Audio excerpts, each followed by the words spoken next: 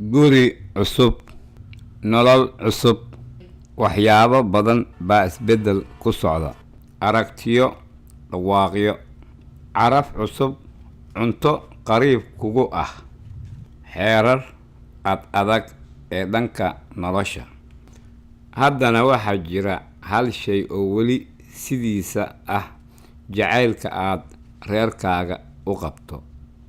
Hooyooyin, wiilal, xaasas, walaalo, waxaad rabtaa in dhammaantooda ay noqdaan kuwo faraxsan oo fayaqab ah. Waan ku caawin karnaa.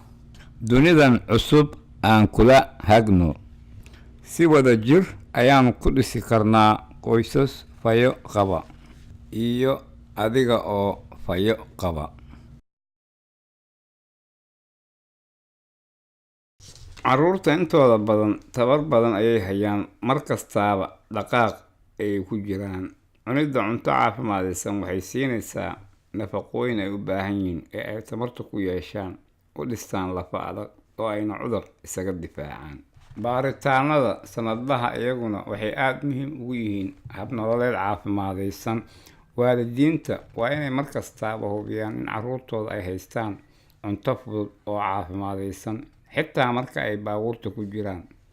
Horeyba u qorshayso oo iska xaqiiji in cunto fudud ee cunugaaga aad u diyaarinaysa yihiin cunto nafaqaysan.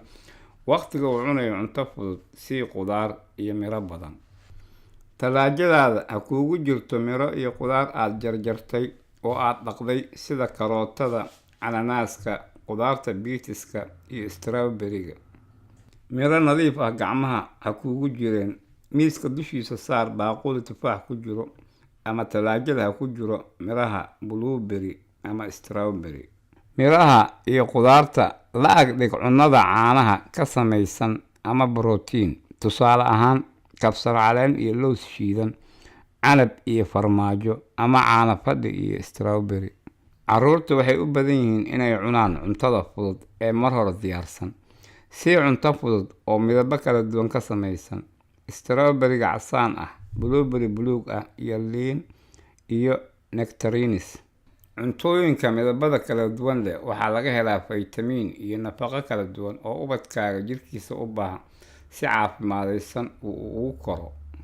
Ubadkaaga ha ku quudin cuntada la farsameeyey oo ay soo saartay warshadda oo baakooyin lagu iibiyo.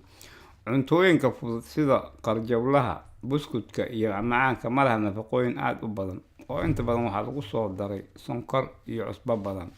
Carruurta cuna cuntada la soo warshadeeyey waxay tabar aad u hooseyso oo inta badan si dhaqso ah ay uga gaajoodaan, maxaa yeelay cuntooyinkan waxaa ku jira cuntada dheefshiidka sahasha oo aad u yar oo carruurta aad u dherjisa. Boorsadaada ama baabuurkaaga waxaad gelin kartaa cuntada fudud oo caafimaadaysan oo si fiican aad weel ugu xirto, si markaad diyaar u ahaato goorta carruurta ay ku yiraahdaan anigu baahi ayaa i haysa. Macaanka tufaaxa ka samaysan oo baakadaysan, lows shiidan, miraha iyo qudaarta fareeshka ah, qarjawle miro ka samaysan, iyo lafta miraha oo aan cusbo lahayn ama miraha gabaldayaha waa cunto fudud oo caafimaadaysan oo marka la safrayo horay loo qaadan karo. Maanka ku hay in carruurta 3 jirka ka yar calooshoodu ay aad u yar tahay. Waxaa dhici karta in waqti badan cunto fudud ay u baahdaan. Ku quudi cunto fudud oo caafimaadaysan gabal yar oo far yaraydiisa ka yar uga dhig.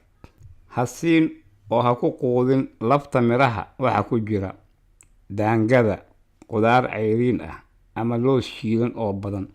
Cuntooyinka dhammaantooda ilmaha yaryar way ku margadaan. Qudaarta karsan way cuni karaan, oo mar kastaaba cuntada la siinay waa in gabal yaryar loogu jarjaraa. Dareensii waxa carruurtaada ay cunayaan oo sii dalabyo cunto caafimaadaysan si ay uga helaan tamar aad u badan.